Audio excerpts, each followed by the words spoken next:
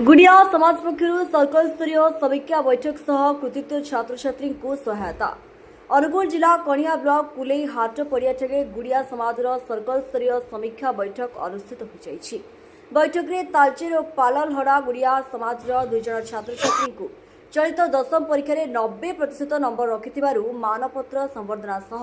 अर्थराशि प्रदान कर उज्जवल भविष्य कामना करते निज जाति लोकों भाईचारा किपरि अतुट रहिबो आलोचना करते। कणिया न्यूज 24/7 ब्यूरो रिपोर्ट। मुझे जिला गुड़िया समाज उपसभापति ना हूँ प्रफुल्ल चंद्र साहू।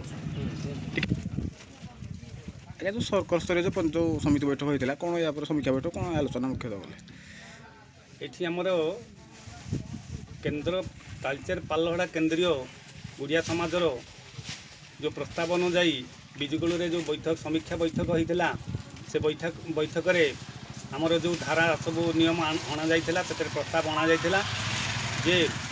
आमे प्रत्येक सर्कल रे त्रैमासिक मीटिंग करा जीवो एवं से मीटिंग रे आम समाजर जो सफलता रही से सफलता को निश्चिंत भाव में आमे तांकु माने केमती विकसित हम से प्रचेषा जारी रहिबो एवं तदनुजाई आम ए वर्ष 2025-26 मसीह जो मैट्रिक परीक्षा होता से मैट्रिक परीक्षा आमर गुड़िया समाजर आमर बज्रकुटु सर्कलर सो 2 पिला से माने 90% रु अधिक नंबर रखि सो से आज ये आम संबर्धित करूँ जहाँद्वारा कि अन्य पिला माने प्रोत्साहित हेबे एवं आम समाजर पिला माने किपरि ऊपर को जाई से माने आमर राज्य स्तर रे जिला स्तर रे एवं आंतर्जातिक स्तर रे ना रखिबे सो सेथिपाई यही प्रकार परिकल्पना आम रखीचु एवं यहाँ हूँ आमर सिद्धांत एवं समस्तंकर समर्थन क्रमे ये सब कार्यक्रम करा जायछि। मो ना सुरज कुमार साहू तालचेर एंड पालड़ा केन्द्रीय गुड़िया समाजर कमिटर मुझे संपादक। तो आज आमर समीक्षा बैठक होता समीक्षा बैठक पुलई ठार आमर समीक्षा बैठक है से आमर 10म श्रेणी कृति छात्र छात्री मानू आम ये संबर्धन कलु जहाँद्वारा कि आमर आदर्श गोटे पिलाटी आमर से 90% रु अधिक मार्क रखी पुरस्कृत कलु। आमर ओडस बालिका उच्च विद्यालय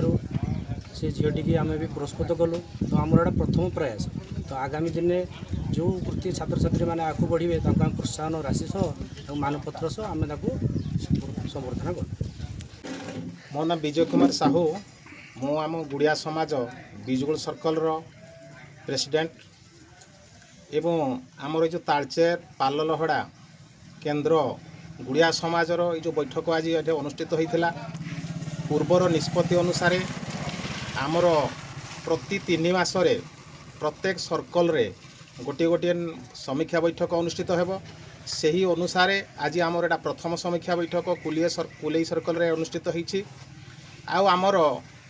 ये जो आम गुड़िया समाज अन्य समाज ठारू टिके नियारा कथारे अछि गाधुआ ब्राह्मण और गाधुआ गुड़िया। तेणु आम ये जो समाजर नीति नियम को बजाय रखिबा पाई आमर प्रति 3 मासरे आमे एमती गोटे गोटे सभा अनुष्ठित करिया को योजना करिछु।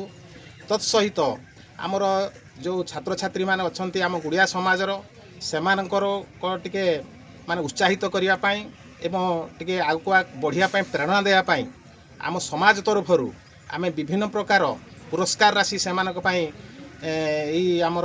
गुड़िया समाज तरफरु निष्पत्ति नैछु एवं प्रथम करी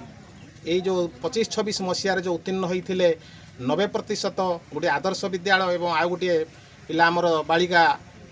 ओडस बालिका जो बालिका विद्यालय 10म श्रेणी 90% नंबर रखी जो उत्तीर्ण होती से छात्री एवं जड़े छात्र को आम ए वर्ष शुभारंभ करूँ एवं पुरस्कार राशि आम निष्पत्ति अनुसार से देचु। आम भावुँ आगामी